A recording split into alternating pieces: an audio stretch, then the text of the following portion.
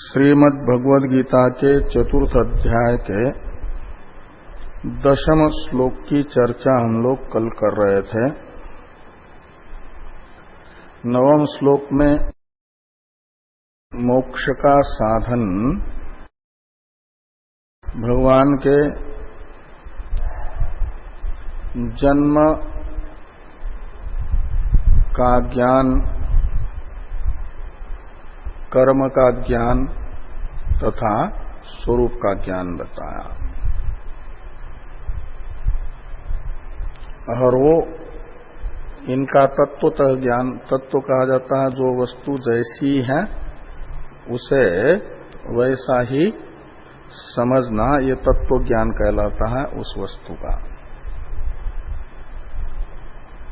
भगवान का जन्म अन्य प्राणियों के तरह अविद्या काम कर्म रूपी निमित्त से नहीं होता, अपितु भगवान की इच्छा से माइक जन्म है। भगवान स्वतः अव्यय आत्मा है, अज है। जो आज है उसका जन्म यदि प्रतीत हो रहा है तो माइक होगा, प्रातिभाषिक होगा।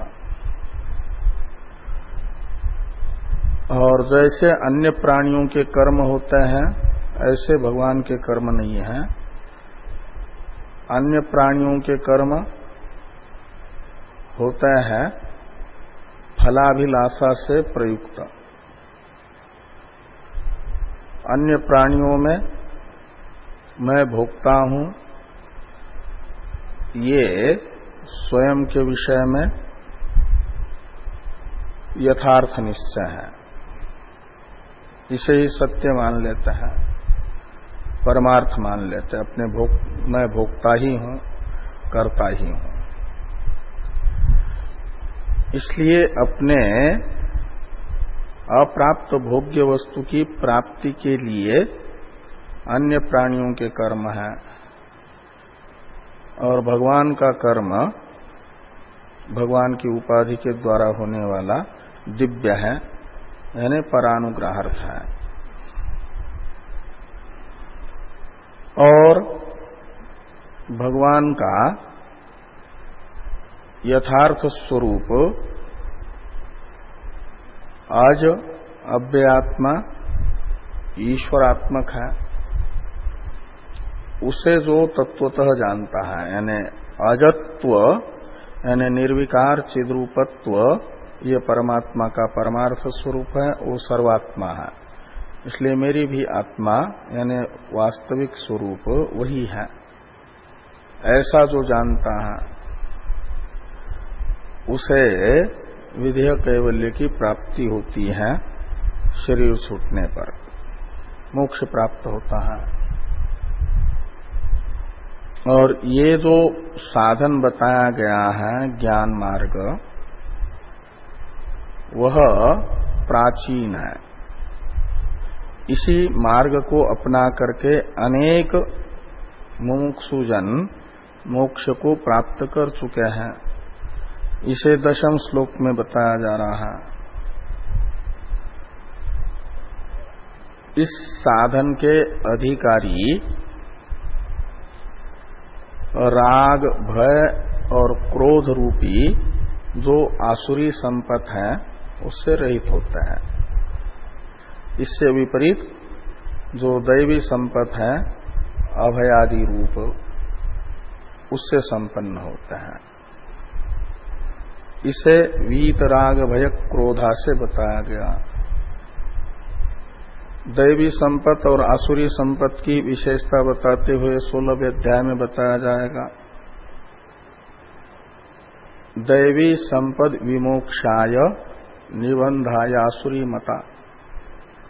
दैवी संपत्ति है अभयादि रूपा, वह मोक्ष का साधन है।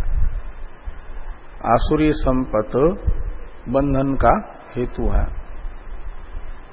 तो वीतराग भय क्रोधा, इससे बताया गया मोक्ष की साधन भूता दैवी संपत्ति से जो युक्त है, वीत राग भय क्रोध है का अर्थ।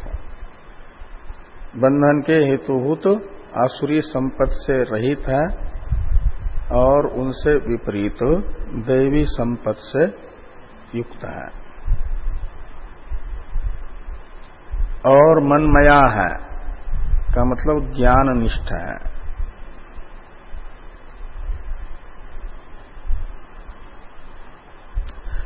सर्वत्र ब्रह्म दर्शी है, ब्रह्म से ब्रह्म का विवर्त कार्य रूपी जगत का अभेद देख रहे हैं। ब्रह्म के विवर्त जगत की ब्रह्म से पृथक सत्ता नहीं है और मैं भी उपाधि से भले ही ब्रह्म से भिन्नसा प्रतीत हो रहा हूं, लेकिन उपाधि विनिर्मुक्त मेरा स्वरूप ब्रह्म से अनन्य है, ऐसा निश्चयवान जो होता है उसे भगवान मनमय कहते हैं।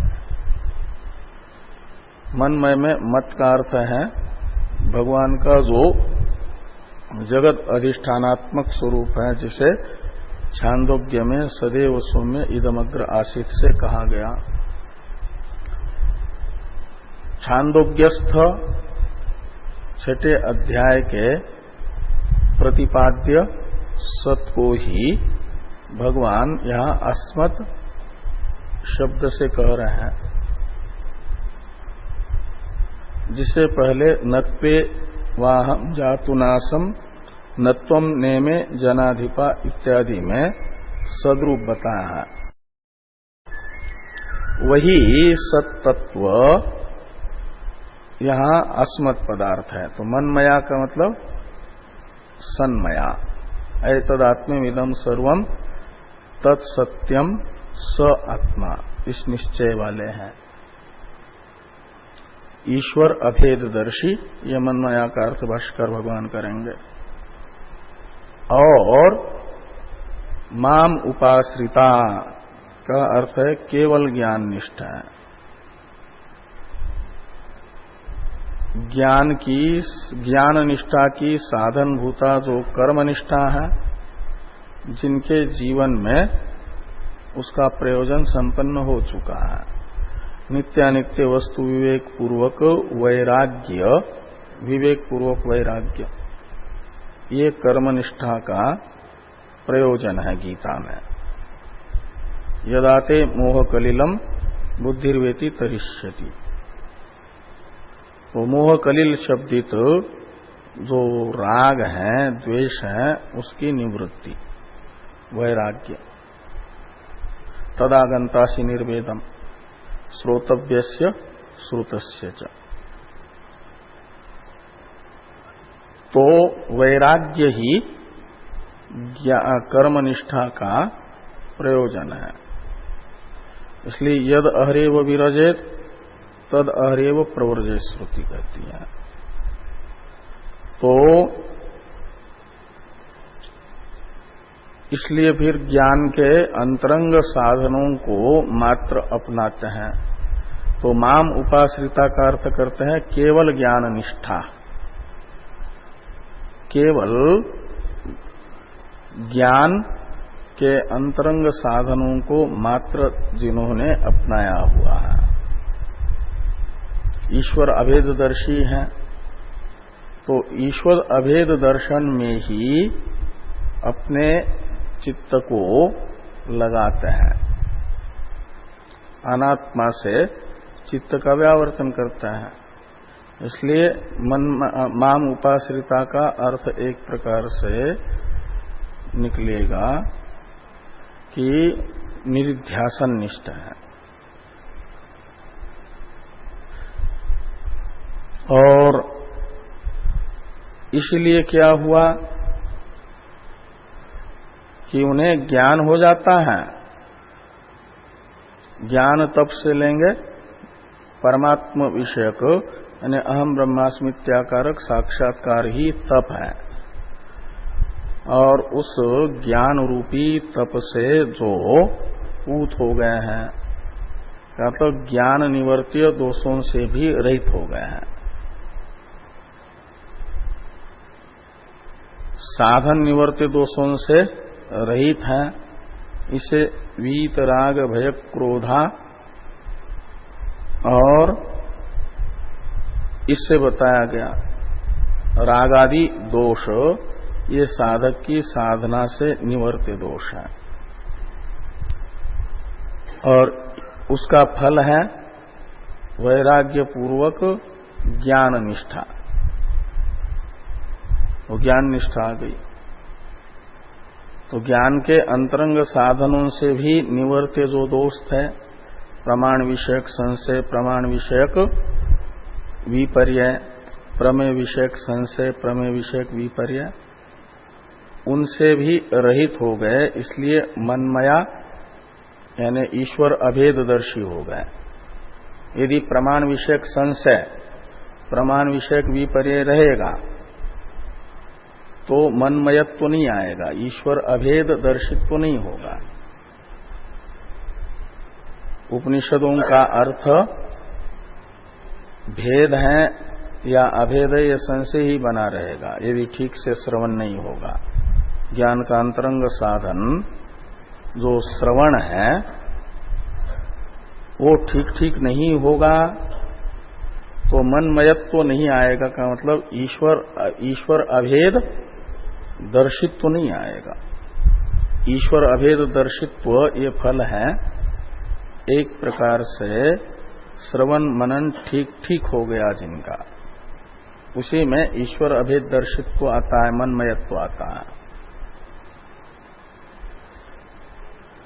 तो श्रवण मनन भी ठीक ठीक हो गया है, उससे निवर्त्य जो प्रमाण विषयक संशय विपर्य, प्रमेय विषयक संशय, उन दोषों से रहित है। ये मनमया विशेषण से बताया गया। और प्रमेय विषयक विपर्य से रहित है, इसे माम उपाश्रिता से बताया गया, केवल ज्ञान निष्ठ है। तो विपर्य रहित जो होता है वही केवल ज्ञान निष्ठ होता है। अनात्मा अभिमुख नहीं रहता उसका चित्त। अनात्मा अभिमुख रहेगा तो प्रवृत्ति में प्रवृत्ति होगी उसकी। इसलिए माम उपाश्रिता से बताया जा रहा है कि माम शब्दित जो सत तत्व है उसी को आलंबन बना रहे हैं। सत तत्व का विवर्त जो अनात्मा जगत है तद अभिमुख बुद्धि नहीं है। तो इससे जो है विपर्य नामक जो दोष है प्रमेय विषयक, उस दोष से राहित्य बताया गया। और ऐसे अनेक जिनके अंदर साधन निवर्त्य दोष नहीं है, बहिरंग साधन कर्म उपासना से निवर्त्य दोषों से रहित है, ये वीत राग भय क्रोधा से बताया गया। प्रमाण विषयक संशय विपर्य एवं प्रमेय विषयक संशय से रहित है, ये मनमया से बताया गया।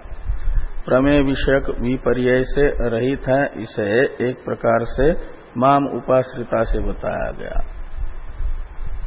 और ऐसे जो होंगे ज्ञान की उत्पत्ति में प्रतिबंधक दोषों से रहित होने के कारण उन्हें अहम ब्रह्मास्मि इत्याकारक अपरोक्ष साक्षात्कार हो ही जाता है, जो आभानापादक दोष आवरण का निवर्तक होता है। रस शब्दित सूक्ष्मतम वासनाओं का निवर्तक होता है। मनोनाश करने वाला कहो या वासनाक्षय करने वाला जो ज्ञान है साक्षात्कार, तो वो साक्षात्कार ज्ञान तप है और उससे पूत हो गए का मतलब ज्ञान निवर्त्य दोष से भी रहित हो गए। तो साधन निवर्त्य दोष तथा ज्ञान निवर्त्य दोषों से रहित हैं। तो परमात्मा भी निर्दोष है, निर्दोषम ही समम ब्रह्म, ये भी निर्दोष हो गए। और परमात्मा भी चेतन है, ये भी चेतन है, और निर्दोष चेतन में स्वतः कोई भेद नहीं है और भेदक कोई उपाधि भी नहीं है। तो इसलिए मद्भावम आगता, जो ज्ञान तक से पूत हो जाते हैं, ऐसे बहुत लोग पूत हुए मुझे प्राप्त कर चुके हैं। मद्भाव है सन्निष्ठा, सद्रूप हो जाना। तन्निष्ठस्य मोक्षोपदेशात, ये कहा ना वहां पर सूत्र है, ब्रह्म सूत्र। तो तन्निष्ठ हो गया तो उनको मोक्ष होता है। तस्य तावदेव चिरम यावन्न ये मोक्षे अथ संपत् से, ये कहा। जो ज्ञान पूत होता है, ज्ञान तक से पूत, उसका जब तक प्रारब्ध है तभी तक विधेय कैवल्य में विलंब है। तो जैसे ही प्रारब्ध का भोग करके क्षय हुआ तो अथ संपत् से क्या मतलब विधेय कैवल्य को प्राप्त कर लेता है, सत्संपत्ति उसकी होती है। वो सत्संपत्ति को ही यहां पर मद्भाव शब्द से कहा गया। मद्भावम आगता का अर्थ है सत्संपन्ना, वो सत्संपन्न हो जाते हैं छांदोग्य के 6 अध्याय के अनुसार, और 8वें अध्याय के अनुसार वे परम ज्योति को प्राप्त कर लेते हैं। परम ज्योति उपसंपद्य स्वेन रूपेण अभिनिष्पद्यते स उत्तम पुरुष, उत्तम पुरुष ही मोक्ष है। तो मद्भावम आगता में मत शब्द का अर्थ है छांदोग्य उपनिषद के 8वें अध्याय का उत्तम पुरुष, गीता के 15वें अध्याय का उत्तम पुरुष।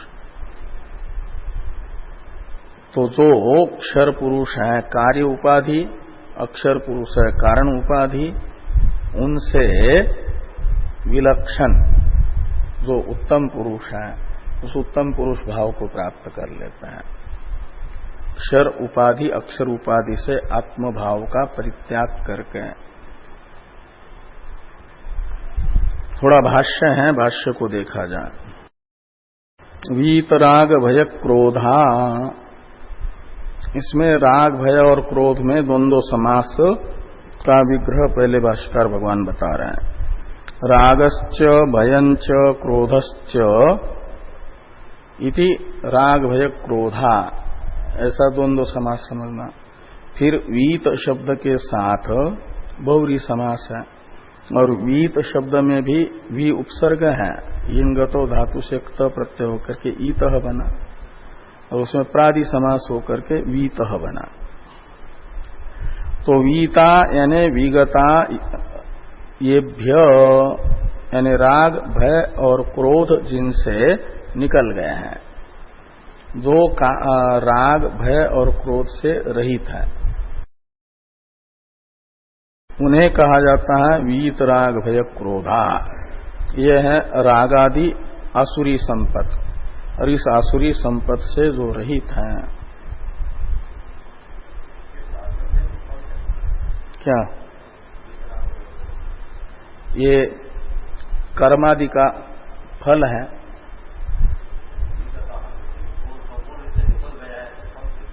हाँ, वही कर्म उपासना रूपी जो साधन है उसका ये फल है। ये दोष है ना राग आदि, इनसे रहित होंगे साधन से। वे साधन है, राग आदि दोषों के निवर्तक साधन है कर्म उपासनादि, जिसे कहा गया यानी यदाते मोह कलिलम बुद्धिर्वेति तरिष्यति तदागंतासी निर्वेदम। तो निर्वेद आया का मतलब वीत रागत्व आ गया। निर्वेद ही वैराग्य है, वैराग्य को ही वीत रागत्व कहा जाता है। तो आता है वैराग्य है निष्काम कर्म का फल। अंतःकरण शुद्धि नित्यानित्य वस्तु विवेक द्वारा वैराग्य निष्काम कर्म का फल है। जब पूर्ण निष्काम कर्म हो जाता है तो वैराग्य होता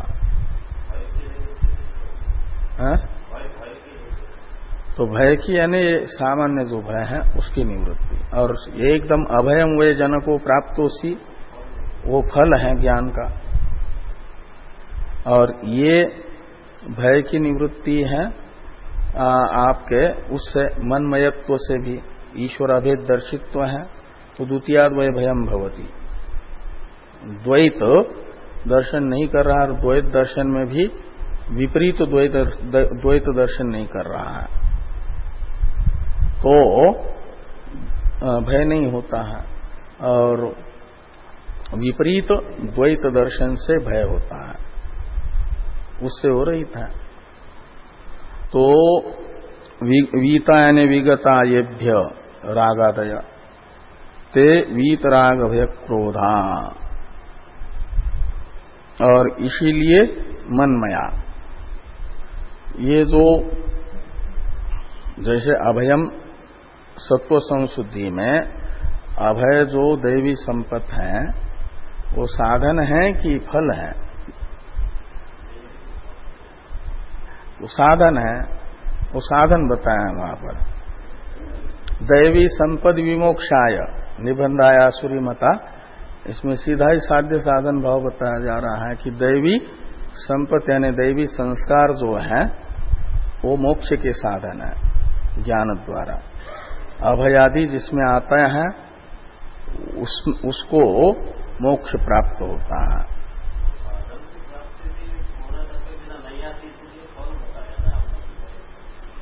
एक ज्ञान का फलभूत अभय है,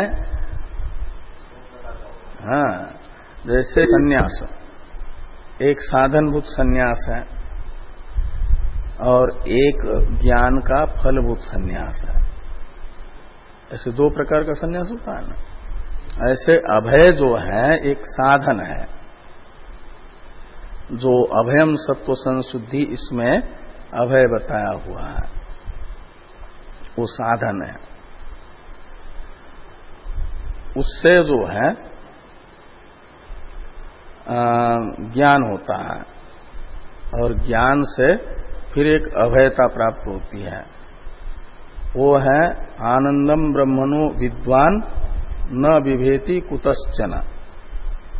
वो भय का निमित्त ही समाप्त होने के कारण कहीं से भी भय नहीं होता। और साधन रूप अभय है अभी भय का हेतु द्वैत विद्यमान होने पर भी अभ्यास कर रहा है सर्वत्र ब्रह्म भाव का। तो जैसे सामान्य व्यक्ति अकेले में डर जाता है, तो हॉल में कल दो माताओं को दिया तो कहा यहाँ तो हमको भय हो रहा है, डर लग रहा है, और कोई है नहीं हॉल में, वही दो है, दोनों तो आपस में जो है साथ साथ मिल करके आई है, तब भी कहती है हमको यहाँ डर लगता है।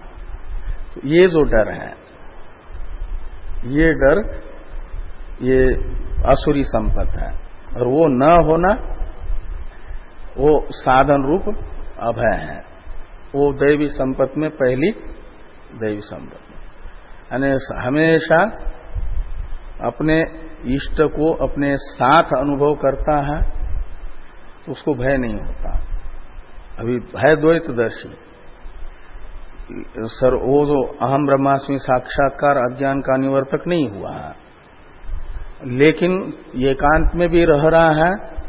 तो एकांत में रहते समय जो सामान्य मूढ़ जनों को भय होता है उस भय से रहित,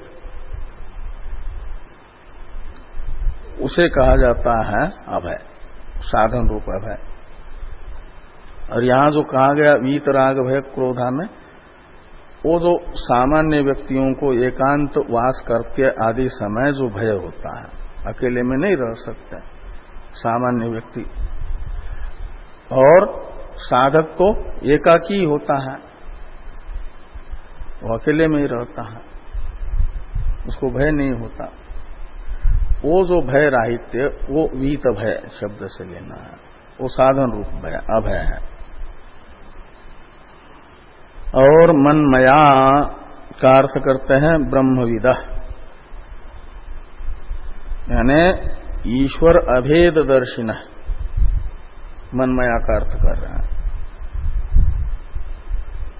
ये जितना भी अनात्मा प्रपंच क्षर पुरुष और अक्षर पुरुष रूपी उपाधि के रूप में प्रतीत हो रहा है, वह ब्रह्म में कल्पित है।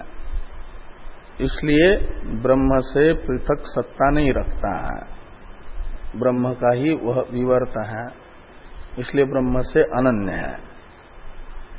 और मैं इसी क्षर पुरुष और अक्षर पुरुष जो कल्पित है, इसके कारण ब्रह्म से भिन्न सा प्रतीत हो रहा हूं। तो जब उपाधि कल्पित है तो वस्तुतः मैं फिर ब्रह्म रूप ही हूं। ये जो निश्चय है परोक्ष निश्चय, इसे कहा जाता है ईश्वराभेद, मनमया शब्द से ईश्वराभेद दर्शिना।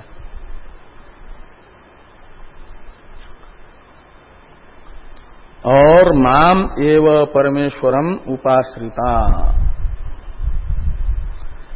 तो माम उपाश्रिता में एवकार मूल में तो नहीं है, भाष्कर भगवान ने लगा। सर्वम वाक्यम सावधारणम भवति, इस नियम से एवकार का प्रयोग कर रहे हैं भाष्कर भगवान। तो माम एव में एवकार व्यावर्त्य है, माम शब्दित जो आत्मा है उससे विपरीत अनात्म वस्तुएं,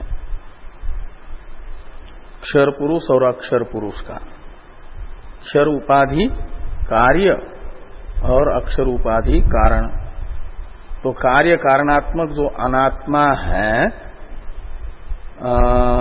इंद्रियभ्य परा ह्यर्था ह्यर्थेभ्यश्च परम मनः इत्यादि में बताया गया अव्यक्त पर्यंत, वो है अव्यक्त है अक्षर पुरुष। और महान आत्मा शब्दित जो समष्टि बुद्धि है, वहां तक है अक्षर पुरुष, उनका व्यावर्तक है एवकार। तो माम एव, इसमें एवकार ये कह रहा है कि क्षर उपाधि और अक्षर उपाधि से मन को निकाल करके माम शब्दित जो पुरुषोत्तम है,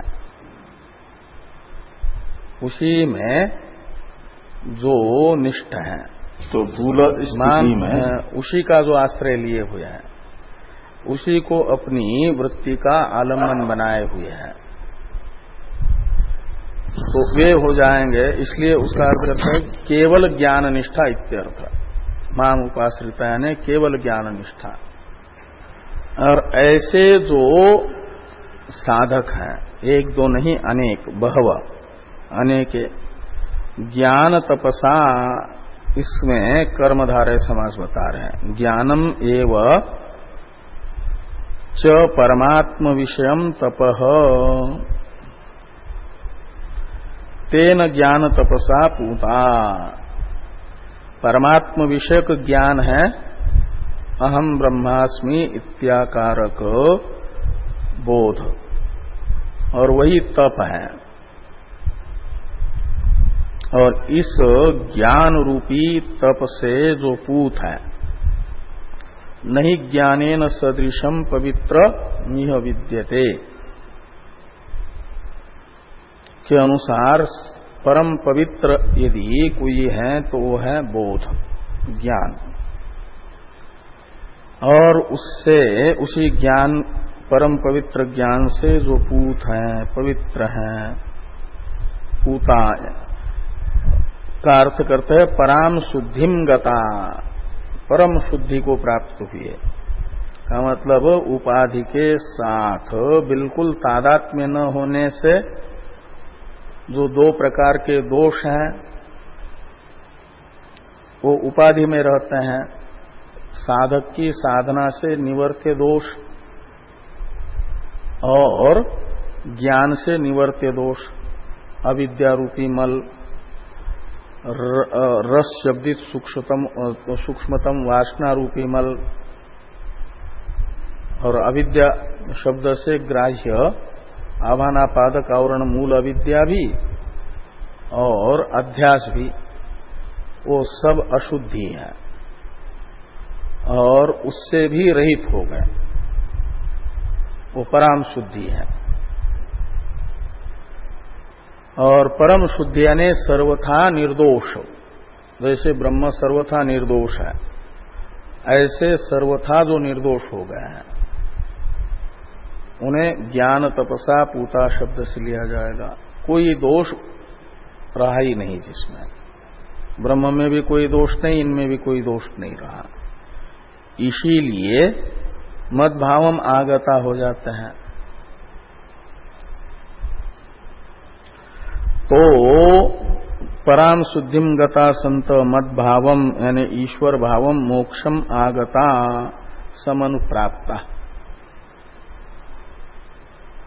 तो मोक्ष को प्राप्त हुए, मुक्त हुए बहुत से लोग इसी ज्ञान मार्ग को अपना करके। इसलिए ज्ञान मार्ग जो है अनुभूत साधन है पूर्व मुमुक्षुओं का।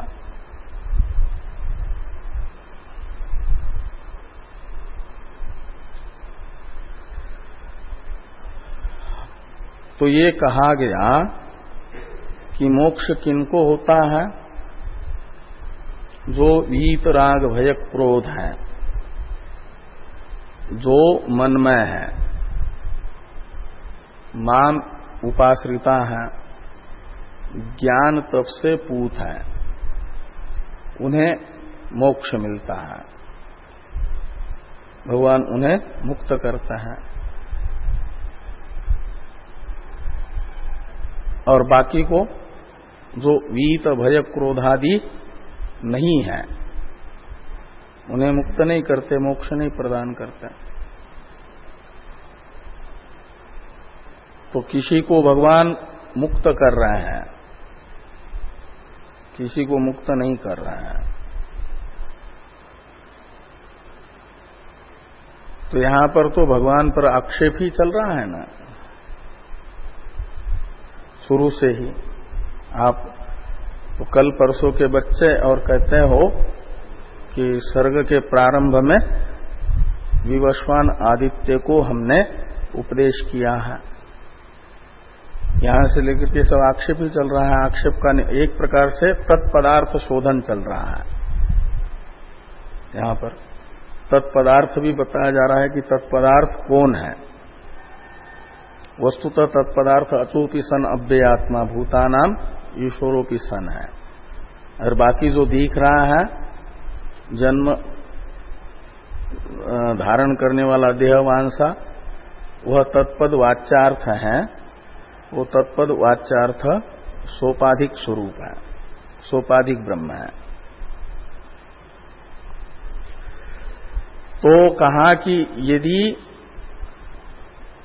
आपका भाव रूप जो मोक्ष है वह वीत राग भय क्रोधादि को ही प्राप्त होगा, सबको प्राप्त नहीं होता, आप सबको मोक्ष नहीं दिलाते, तब तो राग द्वेष ग्रस्त हो जाओगे। और राग द्वेष ग्रस्त हम हैं, इसलिए सामान्य जीव हैं, अनीश्वर हैं, राग द्वेषादि हमारे अंदर होने से।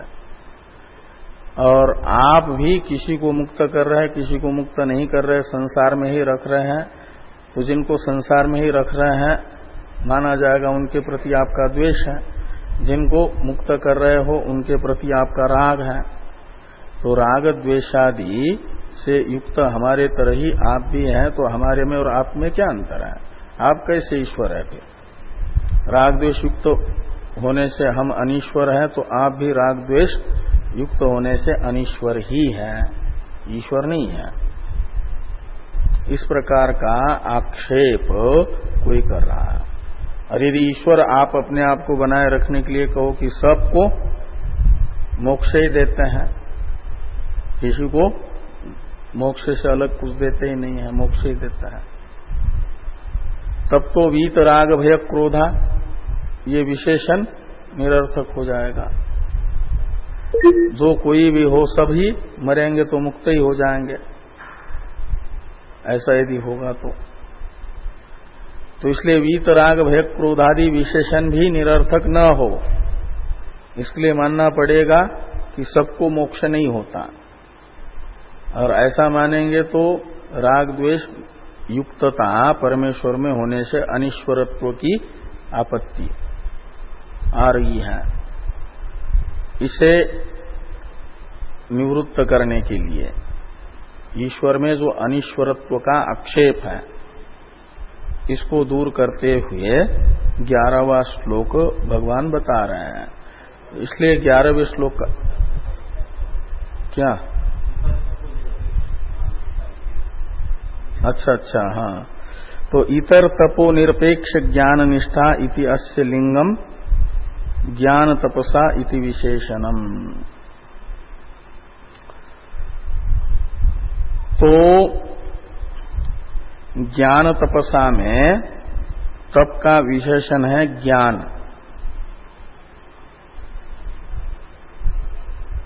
तो ये ज्ञापक है कि मोक्ष के लिए ज्ञान तपसा, ये विशेषण जो है ज्ञान तपसा पूता, नहीं तो मनमया, इससे बताया गया था ईश्वर अभेददर्शी, इससे तो ज्ञान बता ही दिया गया है। तो ज्ञान तपसा पूता ये पुनः क्यों कह रहे हैं? तो कहते इसलिए कि ये ज्ञापन करने के लिए कि मोक्ष के लिए इतर जो तप होता है, जो हठ योगी करते हैं, कृष्ण चांद्रायण आदि, उस तप से निरपेक्ष मात्र ज्ञान ही मोक्ष का साधन है। अन्य साधन निरपेक्ष अकेले ज्ञान से ही मोक्ष होता है।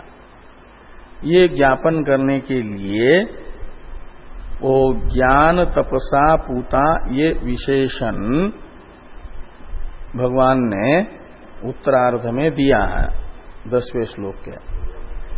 इसलिए मनमया के साथ ज्ञान तपसा की पुनरुक्ति नहीं है। ये ज्ञापन कर रहा है कि अन्य साधन निरपेक्ष अकेला ज्ञान ही अविद्या निवृत्ति रूप मोक्ष का साधन है। ये ज्ञापन करने के लिए ये विशेषण है।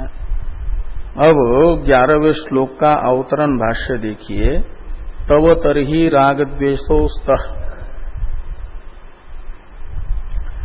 तरहि का अर्थ है यदि वीतराग भय क्रोधादि से युक्त मनुष्य ही मुक्त होंगे, बाकी को मुक्ति नहीं मिलेगी, ऐसा मानेंगे, तो उनको मुक्त करने वाले आप, बाकी को संसार में ही रखने वाले आप राग द्वेष ग्रस्त माने जाएंगे। तो तरही शब्द का अर्थ निकालना, राग द्वेष आदि से रहित व्यक्ति को ही मुक्त करने पर और अन्य व्यक्ति को संसार में ही बनाए रखने पर तव ईश्वरस्य राग द्वेषोस्तः राग द्वेष प्राप्त होंगे। कैसे? तो इसी से तो ये ज्ञापन हो रहा है। तरी शब्द से ग्राह्य अर्थ को स्पष्ट किया जा रहा है। ये न केभ्यश्चित एव आत्मभावम प्रयच्छसि, किसी किसी को ही आप मोक्ष दे रहे हो, और न सर्वेभ्य वीतराग भय क्रोधादि वान को तो दे रहे हो मोक्ष, और बाकी को रख रहे हो संसार में ही। ये आपका कृत्य ये बताता है, ज्ञापक होता है आपके अंदर के राग द्वेष का। तो फिर आप कैसे ईश्वर हैं? इस प्रकार की भगवान में अनीश्वरत्व की आशंका हुई। इस आशंका का निराकरण करते हैं उच्यते इत्यादि से। तो 11वें श्लोक का उच्चारण किया जाए। ये यथा मां प्रपद्यन्ते तांस्तथैव भजाम्यहम् मम वर्तमानुवर्तन्ते मनुष्या पार्थ सर्वशः। तो हे पार्थ,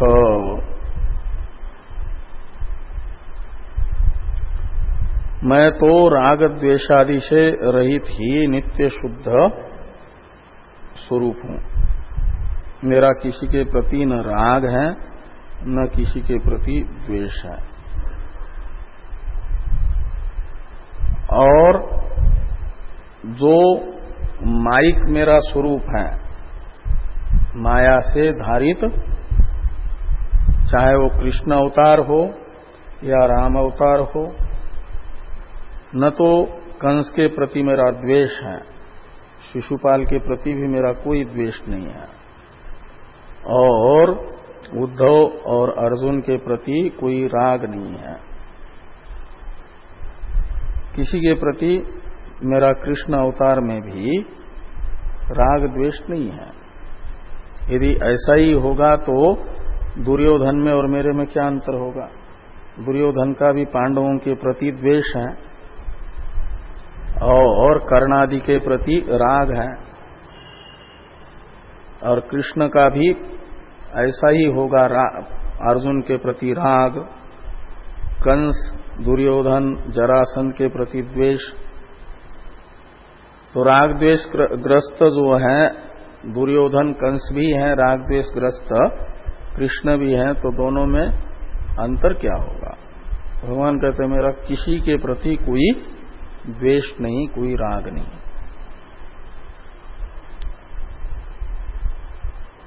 तो भी किसी को मोक्ष दे रहा हूं, किसी को संसार अंतःपाती ही फल दे रहा हूं।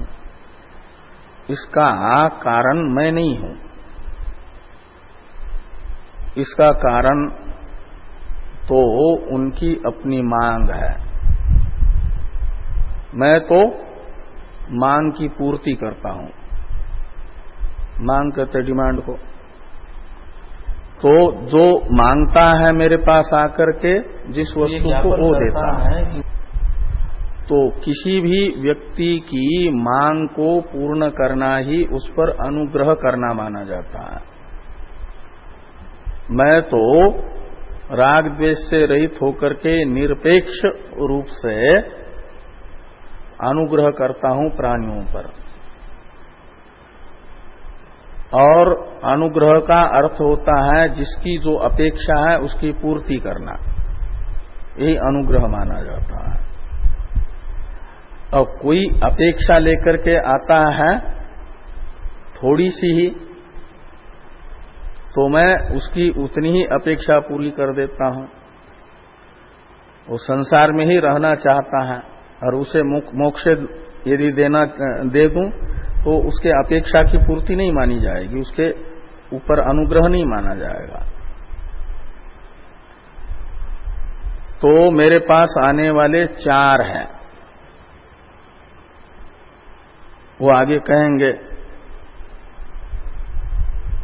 आर्त, अर्थार्थी, जिज्ञासु और ज्ञानी। उसमें से एक ऐसा ही आता है, वो कुछ मांग लेकर के नहीं आता। ज्ञानी, उसके अंदर कोई मांग नहीं होती है। 3 आते हैं अपनी मांग लेकर के। उसमें से एक जन होता है मुझे मांगता है, वो चाहता है मेरे से और कुछ नहीं, मेरा स्वरूप ही। तो तस्यैष आत्मा विवृणुते तनुं स्वाम येमे वैष वृणुते तेन लभ्य तस्यैष आत्मा विवृणुते तनुं स्वाम। ये आत्मा है वो यही परमात्मा स्वयं भगवान। तो जो भगवान से नहीं चाहता किंतु भगवान को ही चाहता है, तो भगवान उसे अपना स्वरूप दे देते हैं, पुरुषोत्तम भाव प्रदान करते हैं। वो है जिज्ञासु। और आर्त और अर्थार्थी, आर्त जो तात्कालिक दुख है उन दुखों की निवृत्ति की मांग लेकर के मेरे पास आते हैं, उनके आवेदन पत्र पर मैं हस्ताक्षर कर लेता हूं। उनकी वो आरती यानी दुख दूर हो जाता है। और अर्थार्थी आते हैं, वे अर्थ की मांग आवेदन पत्र लेकर के आते हैं, उनका आवेदन पत्र पढ़ करके उस पर भी हस्ताक्षर कर देता हूं। यही अनुग्रह माना जाता है। उनके अर्थ विषयक आकांक्षा को पूर्ण करता हूं। जिज्ञासु आते हैं, वे चाहते हैं मुझे, उनके भी आवेदन पत्र पर हस्ताक्षर कर देता हूं। उन्हें मैं अपने स्वरूप को अभिव्यक्त कर देता हूं। तेषाम एवानुकंपार्थ अहम अज्ञानजम तमः नाशयामि आत्मभावस्तु ज्ञान दीपेन भास्वता करता है जिज्ञासु को। और ज्ञानी को कुछ नहीं चाहिए, वो तो मेरा स्वरूप ही है, मैं उन्हें अपने से अलग समझता ही नहीं हूं। यही यहां पर भगवान का किसी के विषय में राग द्वेष नहीं है। जैसे विद्युत जो शक्ति है, बिजली है, वह किसी को भी न तो ठंडी हवा देती न तो गर्म हवा देती है। लेकिन गर्मी के दिनों में भी यदि कोई रूम हीटर ही चला ले और ये कहे कि बिजली का, विद्युत शक्ति का, पावर का हमारे प्रति द्वेष है, ऐसे ही बाहर की गर्मी है और कमरे में और गर्मी बढ़ा रही है बिजली, क्योंकि मेरे प्रति उसका द्वेष है। और किसी ने एसी चला दिया और वो कहे कि उनके प्रति जो है राग है, इसलिए उन्हें तो ठंडी हवा दे रही है, मुझे गर्म हवा दे रही है। तो ऐसा तो बिजली का तो राग द्वेष किसी के प्रति नहीं है, लेकिन जो स्विच ऑन करेंगे वही वो बिजली से मिलेगा। ऐसे ही हमारी अपनी जो मांग है,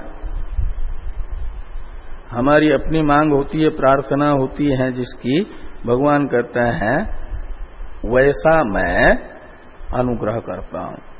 ये यथा माम प्रपद्यन्ते, ये मनुष्या माम यथा प्रपद्यन्ते। यथा प्रपद्यन्ते का अर्थ है जो मांग मेरे पास लेकर के आते हैं, जो जिस विषय प्रार्थना पत्र मेरे पास लेकर के आते हैं, उनके उस प्रार्थना पत्र को पढ़ करके उस पर मैं साइन कर देता हूं, हस्ताक्षर कर देता हूं। ये दूसरे पाद में कह रहे हैं, तान अहम तथैव भजामि। तो मैं वैसा ही उनका भजन करता हूं।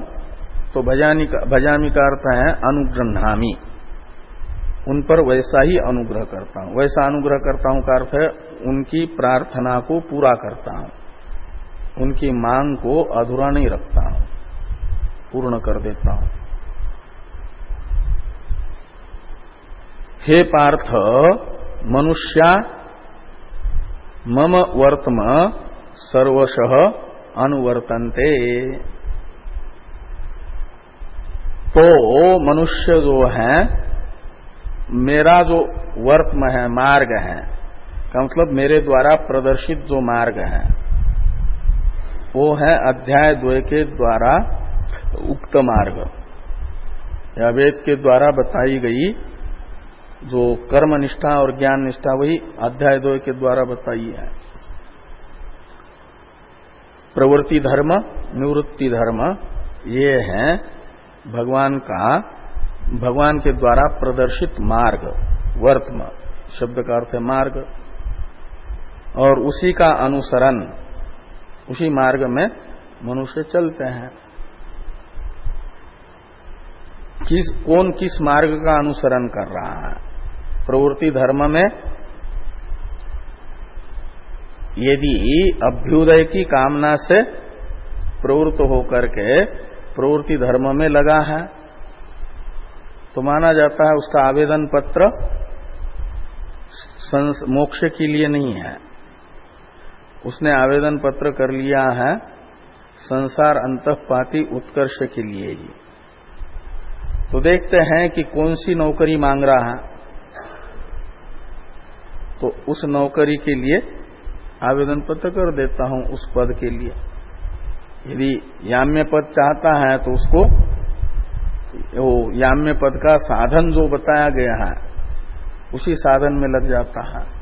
यमराज जी कहते हैं न कि मैं जानता था कि कर्मफल अनित्य होता है, तब भी मैंने चितो अग्नि, वो अग्नि का चयन किया और ये जो है अनित्य याम्य पद है उसे प्राप्त कर लिया, अपेक्ष नित्य सापेक्ष नित्य को ही। कोई चाहता है इंद्र बनना तो भगवान को उसने आवेदन पत्र कर लिया एक प्रकार से, तभी तो वो चाहा ही आवेदन पत्र है। और भगवान तो अंतर्यामी है, वो जानते हैं कि हृदय की क्या मांग है और फिर उसी साधन में उसकी प्रवृत्ति कराते हैं और उसी साधन में प्रवृत्ति करा करके वो साधन अनुष्ठान, उस साधन का उससे अनुष्ठान करा करके वो फल उसे दे देते हैं। ये उस पर अनुग्रह हुआ। और जिज्ञासु चाहते हैं मदभाव को, मोक्ष को, तो फिर उनसे वेदांत स्वाध्याय करा करके अहम ब्रह्मास्मि ऐसा साक्षात्कार द्वारा उन्हें मैं ज्ञान तप से पूछ करके मदभावम आगता के अनुसार मेरा स्वरूप प्रदान कर देता हूं। तो मम वर्तम है मेरे द्वारा उपदिष्ट जो कर्मनिष्ठा और ज्ञान निष्ठा। कर्मनिष्ठा में भी अवान्तर दो भेद हैं, अभ्युदय साधन भूता कर्मनिष्ठा और ज्ञान निष्ठा की साधन भूता कर्मनिष्ठा।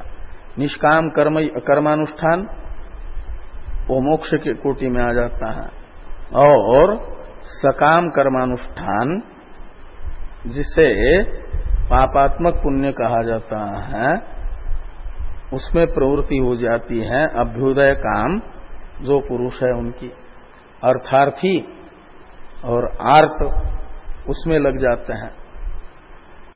लेकिन वो भी मेरा ही वर्तम है, मार्ग है।